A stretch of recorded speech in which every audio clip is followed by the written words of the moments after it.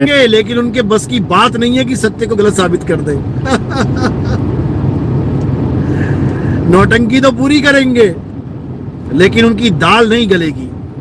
लेकिन ध्यान रखना, काल बहुत शातिर है, ये सबके अंदर बैठा है, ये सबके दिमाग को चला रहा है।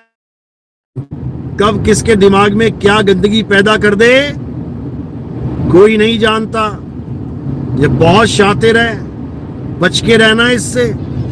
कोई भी काम करने से पहले 1000 बार सोचना कि कहीं ये काल भगवान तो नहीं बोल रहा मुझे।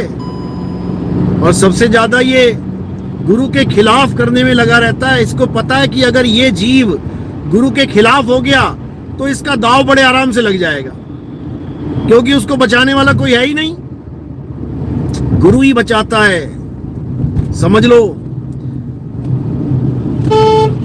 परमात्मा उसी की मदद करता है जो अपने गुरु के वचन पे चल रहा है।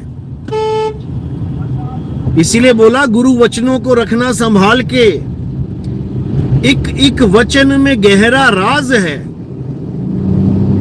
ऐसे नहीं बोल दिया। तो इसलिए पूरे विवेक के साथ इस ज्ञान को समझना है और इस ज्ञान में स्थिर रहना है। स्थिर, समझ लो।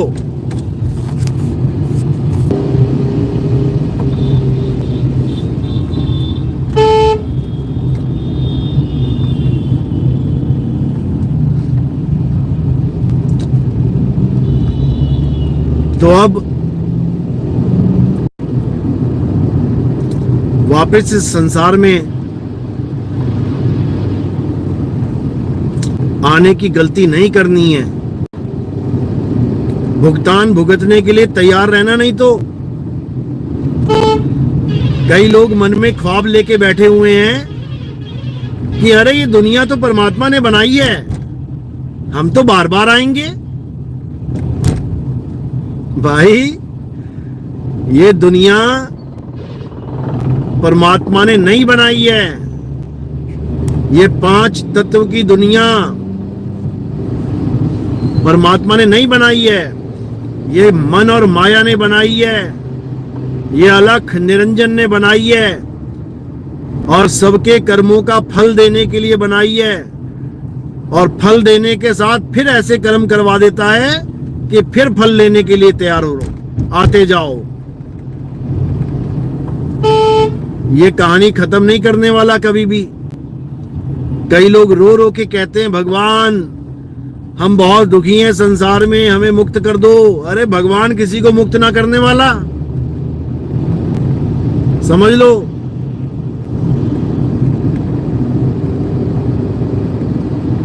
समझ लो, ये 5 तत्व का शरीर उसी काल भगवान का है।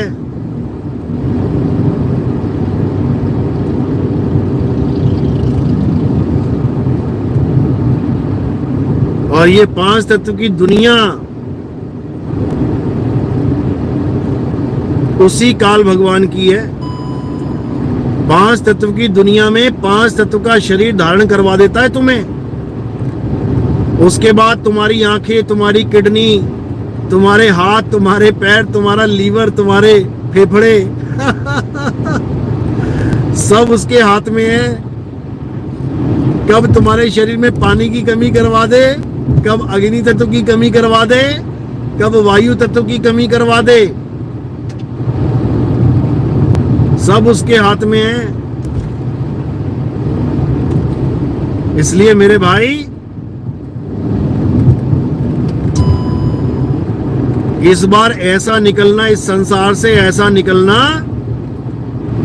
कि दोबारा गलती से भी इस संसार में आने की गलती मत कर देना।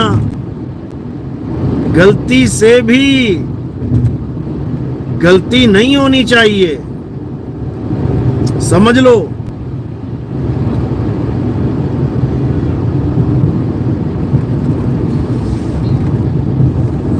लेकिन जाल इसने बहुत बुन रखा है। ठाव ठाव तीरथ व्रत थापे, ठगने को संसारा, साधो निरंजन जाल पसारा। ठाव ठाव तीरथ व्रत थापे, गली गली में, गांव गांव में, हर 100-100, 200-200 मीटर पे देखो मंदिर, मस्जिद, गुरुद्वारे, चर्च, सब कुछ मिलेगा तुम्हें। इसी मन का खेल है। जब चर्च नहीं थे तो क्या मुक्ति नहीं मिलती थी? जब मस्जिद नहीं थी तो क्या कोई मुक्त नहीं हो पाया? जब मंदिर नहीं थे तो क्या परमात्मा नहीं था? जब गुरुद्वारे नहीं थे तो क्या वाहेगुरु नहीं था? वो था, वो सदा सदा से था, है और रहेगा। ये मंदिर, मस्जिद, गुरुद्वारे, चर्च, ये सारी दुनिया से अगर हटा भी दिए जाएं तब भी परमात्मा था, है और रहेगा। वो परमात्मा किसी मंदिर, मस्जिद, गुरुद्वारे, चर्च का गुलाम नहीं है कि जहां मंदिर, मस्जिद, गुरुद्वारा, चर्च नहीं होगा तो वहां परमात्मा नहीं मिलेगा तुम्हें। ये तो इंसानों के द्वारा बनाए गए ईंट पत्थर की दुकानें हैं, ईंट पत्थर के कमरे हैं। केवल उन ईंट पत्थर में जाके पूजा करोगे तभी पूजा लगेगी।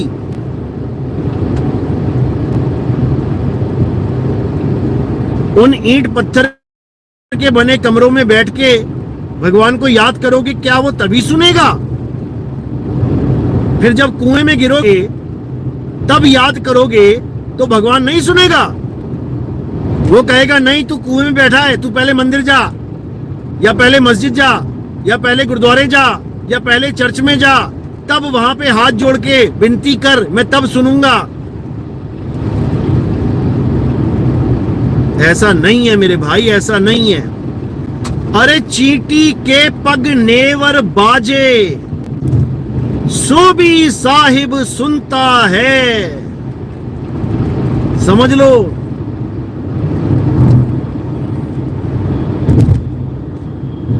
चींटी के पग नेवर बाजे। अरे चींटी के पैर में घुंघरू बज जाए वो तब भी सुनता है। उसको ये मंदिर, मस्जिद, गुरुद्वारे, चर्च की जरूरत नहीं है।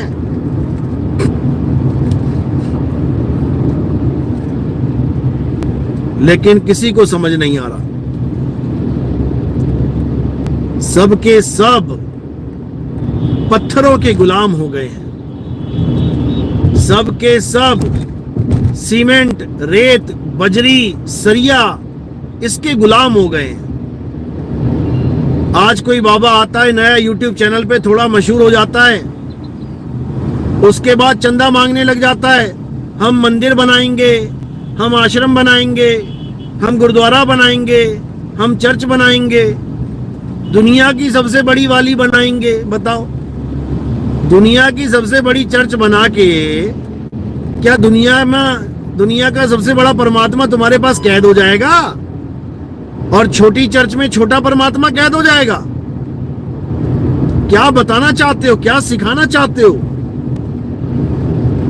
और अगर बड़ा मंदिर, बड़ी चर्च, बड़ा गुरुद्वारा, बड़ी मस्जिद बनाने से सबका कल्याण होता तो परमात्मा ऐसी मस्जिद बना देता जो इतने खंड ब्रह्मांड बना सकता है, जो सूरज, चांद, धरती, आसमान बना सकता है। क्या वो एक मस्जिद नहीं बना सकता? जो भगवान सूरज, चांद, सितारे बना सकता है वो अपने लिए भव्य मंदिर नहीं बना सकता? जो अकाल पुरख वाहेगुरु सारी सृष्टि बना सकता है वो अपने लिए गुरुद्वारा नहीं बना सकता? कि तुम्हारी ड्यूटी लगा रखी है उसने बनाने के लिए? भाई ये सब इंसानों की देन है, ये सब इंसानों ने बनाया है, एक दूसरे से चंदा ले लेके बनाया है। दिखा दो किसी ने पूरा मंदिर अपने पैसे से बनाया हो तो। सब चंदा मांग रहे हैं। जिस भगवान से लोग मांग रहे हैं, जिस भगवान को सर्वशक्तिमान समझ के लोग उससे चंदा मांग रहे हैं, दान मांग रहे हैं। उन्हीं लोगों से चंदा मांग मांग के भगवान का घर बनाया जा रहा है। बताओ। अभी एक खबर आई कि हनुमान जी के मंदिर से एक संस्कारी चोर ने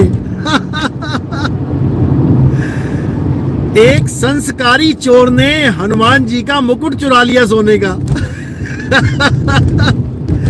और संस्कारी चोर क्यों बोला? क्योंकि वो मुसलमान नहीं था, वो ईसाई नहीं था, वो सिख नहीं था, वो हिंदू था। जाके पहले उसने हनुमान जी को माथा टेका। प्रभु मैं आ गया, आपका बच्चा आ गया। प्रभु आपको मुकुट की क्या जरूरत है प्रभु?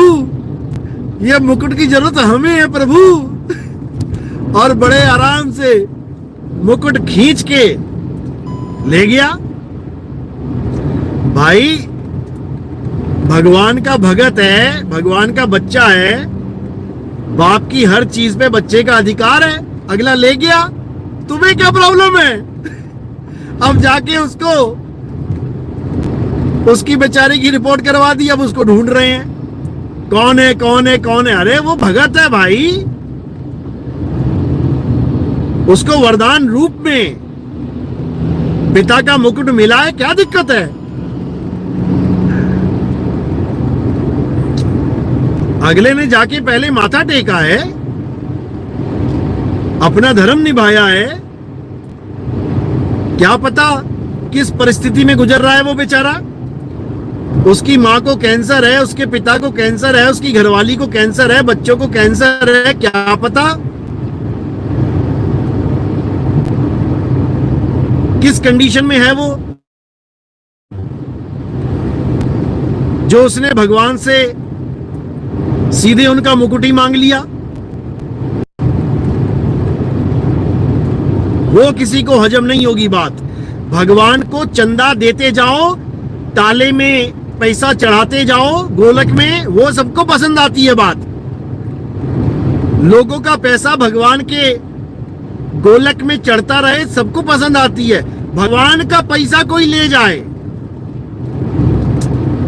भगवान का मुकुट कोई ले जाए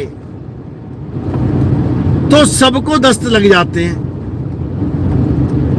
अरे भाई भगवान सबका है, सबको अधिकार है वरदान मांगने का। उसने भी मांगा होगा, हनुमान जी दया करो। हनुमान जी ने सपने में कहा होगा, अरे दया तो तेरे सामने पड़ी है, उठाता क्यों नहीं? अगले ने सपने में आदेश लिया, पहुंच गया मंदिर। पहले माथा टेका कि प्रभु आपकी दया मैं समझ नहीं पा रहा था, आपने क्लियर कर दिया कि दया कहां बरस रही है। अगला ले गया, उसमें क्या बड़ी बात है? अरे भगवान है, सारी सृष्टि का रचयिता है, एक मुकुट ही तो है, दोबारा बना देगा, दोबारा मुकुट रख लेगा सिर पे, उसमें क्या है? लेकिन नहीं, अब चोर को खोजेंगे, फिर उसको तोड़ेंगे मरोड़ेंगे। बताओ, कमाल है, कमाल है, कमाल है। मुझे तो ये समझ में नहीं आता, लोग कहते हैं भगवान से जो मांगो मिल जाएगा। मुझे एक आदमी बता दे कि मैं मंदिर गया था भगवान से मांगने और कोई चीज लेके आया।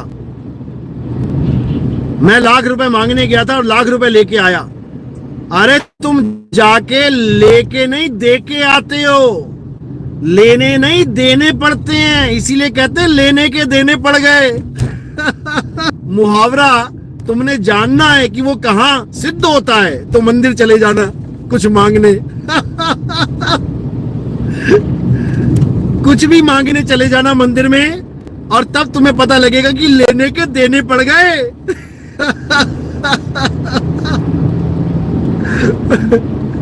समझ लो। तो भाई उस भोली जान के पीछे मत पड़ो। पता नहीं किन परिस्थितियों में उसने ये काम किया होगा, और किसी आदमी की चोरी नहीं करी है उसने भगवान से डायरेक्ट पंगा लिया है। और ऐसे ही नहीं लिया होगा, उसको जरूर सपने में दर्शन हुए होंगे बालाजी भगवान के, हनुमान जी के, वरना इतना बड़ा कदम कोई हिंदू तो नहीं उठा सकता। जरूर उस पर कोई दया हुई होगी विशेष। तो भाई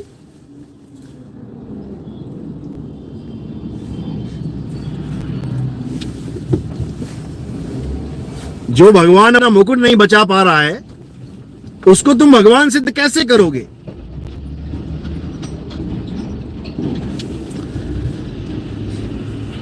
और तुम कहते हो हमारे परिवार की रक्षा करना। अरे उसका मुकुट खींच के 2 बार खींच के, पहली बार में नहीं खींचा पूरा, 2 झटके मार के लेके गया। वो किसके परिवार की रक्षा करेंगे? परिवार की रक्षा आत्मदेव करते हैं। पिता कर रहा है परिवार की रक्षा भोजन देके, पिता कर रहा है परिवार की रक्षा सिक्योरिटी देके, मां कर रही है परिवार की रक्षा बच्चों को पाल के। कोई भगवान नहीं कर रहा है। अरे भगवान के मंदिर में तो 2.5 क्विंटल रेता जम जाए अगर आत्मा वहां जाके साफ सफाई ना करे। जो रोज झाड़ू लग रहा है मंदिरों में, मस्जिदों में, गुरुद्वारों में, चर्च में, ये आत्मा की वजह से लग रहा है। ये कोई भगवान नहीं झाड़ू लगा रहा आके।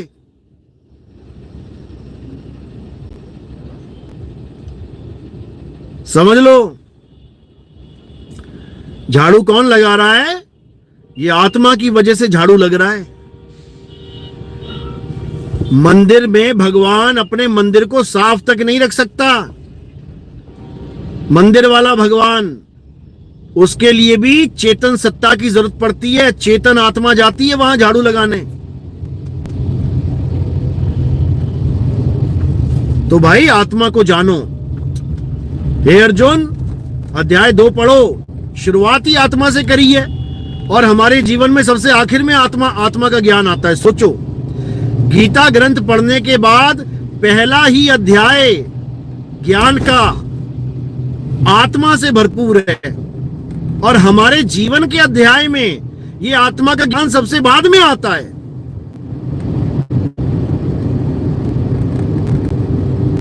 ये तंत्र मंत्र जंतर पूजा पाठ हवन यज्ञ ये पहले ही घुस जाते हैं हमारे जीवन में।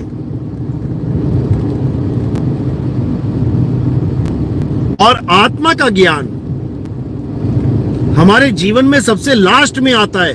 50-50 साल नकली ज्ञान को धारण करके, नकली गुरुओं को धारण करके, नकली मंत्रों को जप के, तब जाके ये आत्मा का ज्ञान हमारे जीवन में आता है। तब हमें बाप रे बाप, हम करते क्या रहे, हम इस जीवन में करते क्या रहे।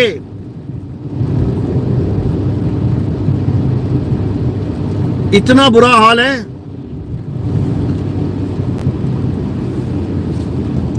और दुख के साथ कहना पड़ता है कि लोग फिर भी उस ज्ञान की कदर नहीं करते, क्योंकि 84 के जीव हैं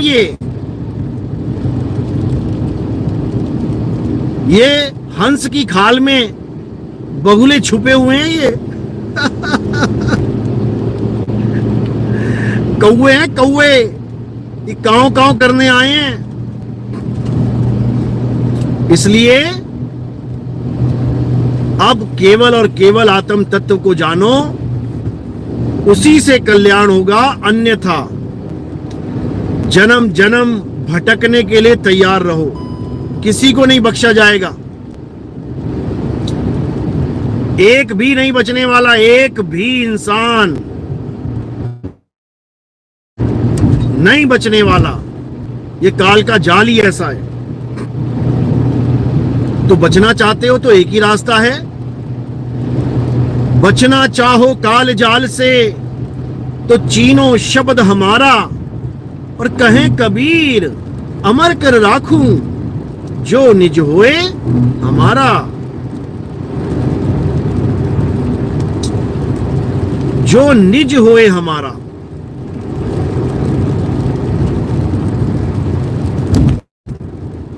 जो ऊपर से लेके नीचे तक हमारा हो गया, उसको इन भवसागर में धक्के खाने की जरूरत नहीं पड़ेगी। इसके अलावा और कुछ सत्य नहीं है, समझ लो।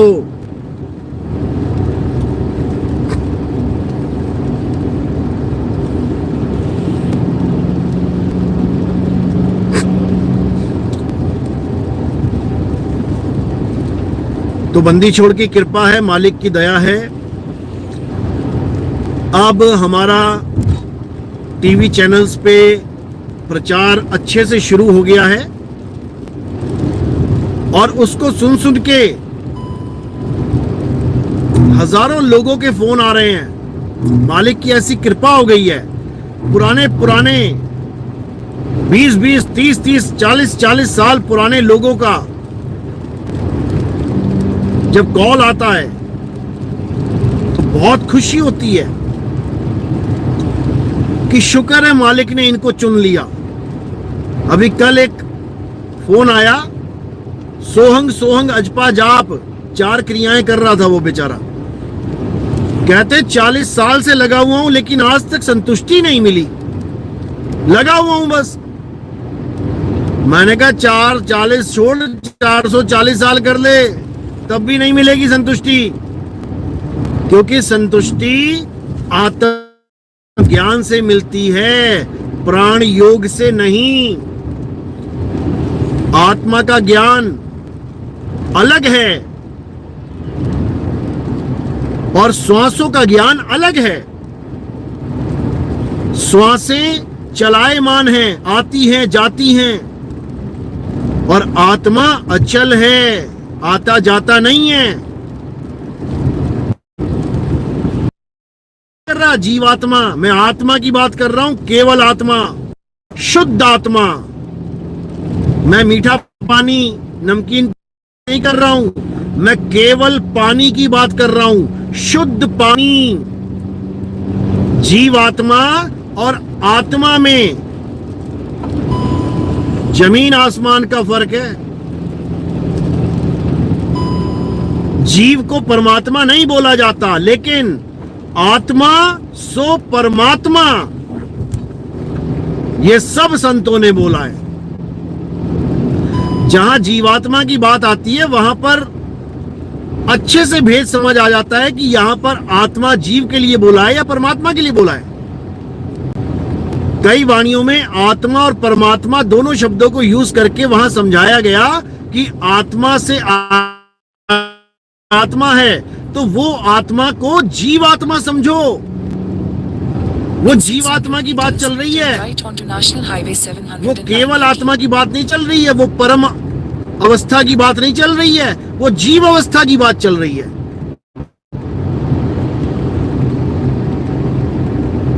समझ लो, इन्हीं शब्दों में लोग भ्रमित हो जाते हैं कि नितिन दास तो आत्मा आत्मा करता है, वो परमात्मा परमात्मा नहीं करता। अरे मूर्खा, गुरु ग्रंथ साहब कहता है आत्मा परमात्मा एको करे, अंतर की दुविधा अंतर मरे। समझो बात को। गुरु वो होता है जो आत्मा परमात्मा एको करे, वहां दो नहीं रहने देता वो। आत्मा परमात्मा एको करे, अंतर की दुविधा, अंतर की दुविधा, ये दुविधा है अंतर, इस दुविधा का अंत कर देता है गुरु। अंतर की दुविधा अंतर मरे, ये खत्म कर देता है। इसी को रविदास जी कहते हैं, तो ही मोही मोही तो ही अंतर कैसा। ये तुम्हारे समझ नहीं आएगी क्योंकि अनुभव ज्ञान नहीं है। जिस दिन अनुभव ज्ञान हो गया उस दिन समझ में आ जाएगा कि वाणी के रहस्य क्या हैं, ये वाणी क्यों बोली गई हैं। ये ऐसे ही वाणी क्यों बोली गई है, ये तब समझ में आएगी, अभी नहीं आएगी, अभी धक्के खाओ। तो मेरे भाई अच्छे से ज्ञान को समझो। परमात्मा एक है, हिंदुओं का भी एक है, मुसलमानों का भी एक है, सिखों का भी एक है, ईसाइयों का भी एक है, वो सबका एक है, वो दो है ही नहीं। वो रब्बुल आलमीन है, वो यहूदियों का भी है, उनसे नफरत करना छोड़ दो मुसलमानों, वो यहूदियों का भी है, समझ लो। वो ईसाइयों का भी है, वो हिंदुओं का भी है, वो सबका है, और सब उसके गुलाम हैं, सब उसके चेले हैं, सब उसके बालक हैं। एकस पिता एकस के हम बालक। किसको अलग मान रहे हो?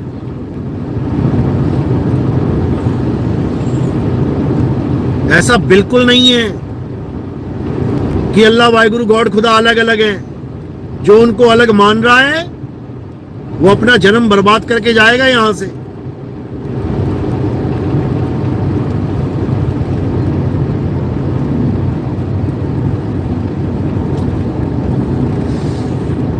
समझ लो।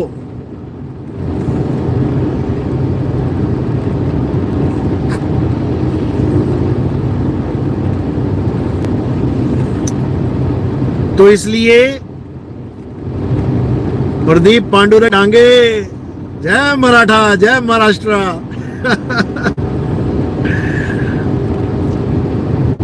तो इसीलिए सत्य को जानो, से न्यारा जानेगा कोई जानन हारा। साकार और निराकार, इन दोनों से परे उस सत्य को जान लो जिसे शब्द गुरु कहते हैं। साकार और निराकार क्या है? ये तत्व ज्ञान है, नाशवान तत्व ज्ञान। ये दोनों खंडित हैं।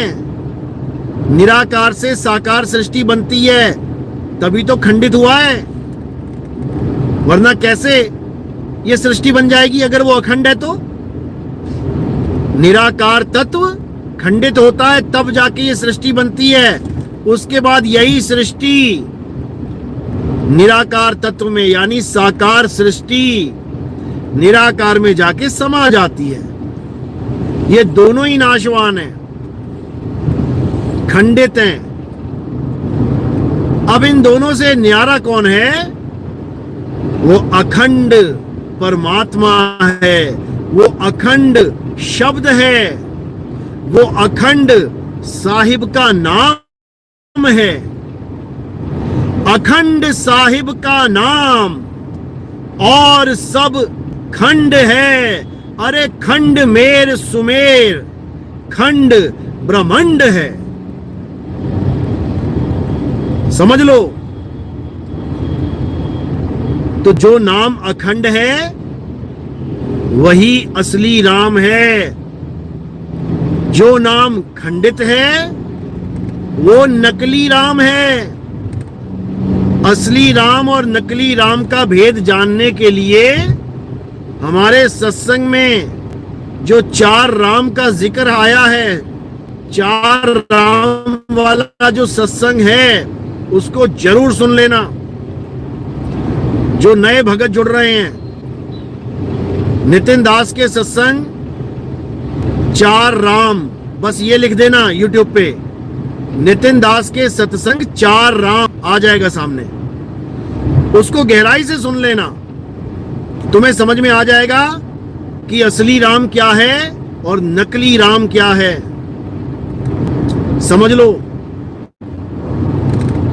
असली राम की महिमा समझ में आ जाएगी।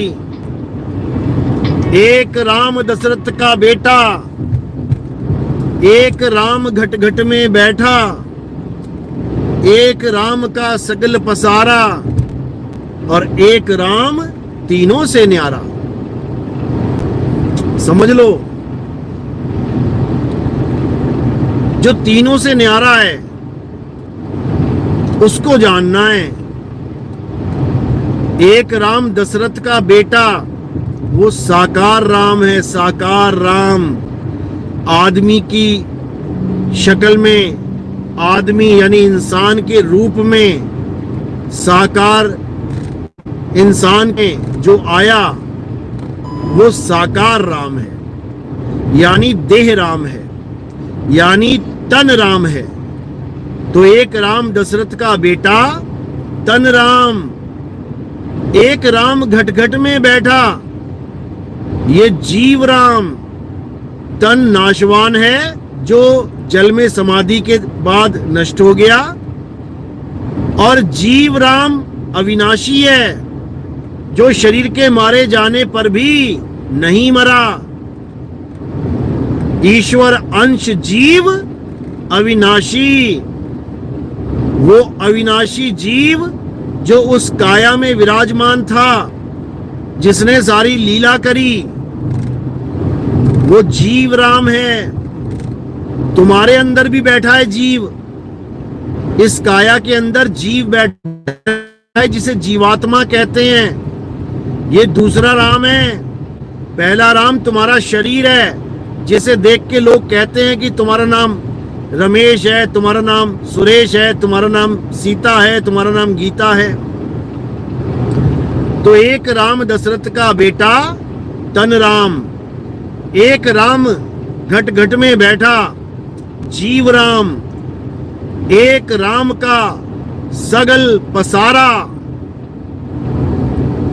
मन राम, एक राम तीनों से न्यारा। ये कौन है? आत्म राम। इसी आत्म राम की पूजा श्री गुरु ग्रंथ साहिब में बताई गई है। राम जी का नाम 50 बार आया है गुरु ग्रंथ साहिब में, लेकिन एक भी राम जी की मूर्ति या एक भी राम जी की फोटो या एक बार भी जय श्री राम का नारा किसी गुरुद्वारे में नहीं लगाया जाता। उनसे पूछो, भाई तुम्हारे ग्रंथ में बार बार राम आ रहा है, कृष्ण भी आया है, मुरारी भी आया है, हरि नाम आया है कितनी बार, तो तुम जयकारा क्यों नहीं लगाते? हरि का, भगवान राम का, कृष्ण का, मुरारी का, नरसिंह का भी नाम आया है गुरु ग्रंथ साहब में, माखन चोर का भी नाम आया है, यशोदा का लाल भी नाम आया है। क्यों नहीं लगाते जयकारा? लगाओ। गुरु ग्रंथ साहब जब बोल रहा है तो लगाओ जयकारा,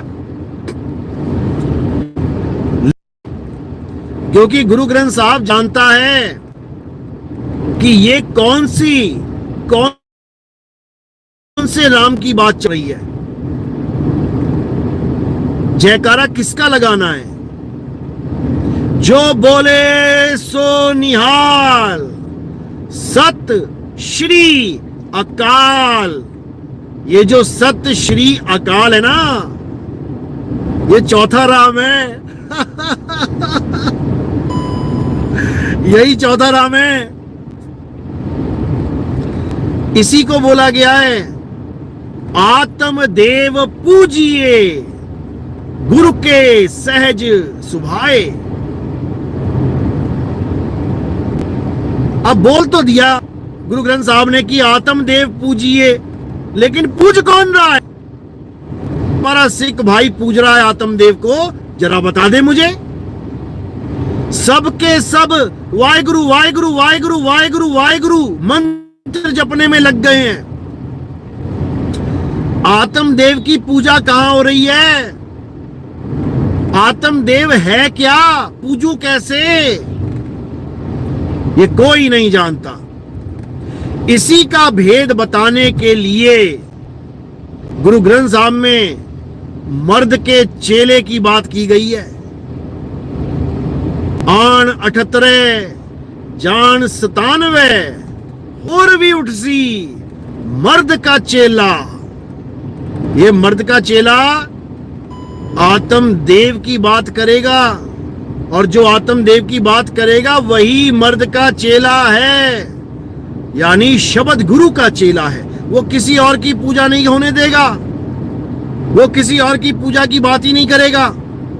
वो केवल शब्द गुरु, सुरत धुन चेला, वो चेला ही शब्द गुरु का है। उसे किसी और का चेला मत समझ लेना, वो शब्द गुरु का चेला है। यही कबीर साहब समझा रहे हैं, समझ लो।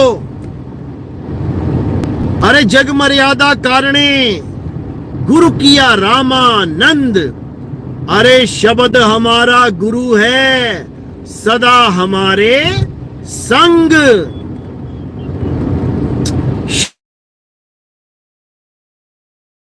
है और सदा हमारे संग, हमेशा अंग संग है वो गुरु।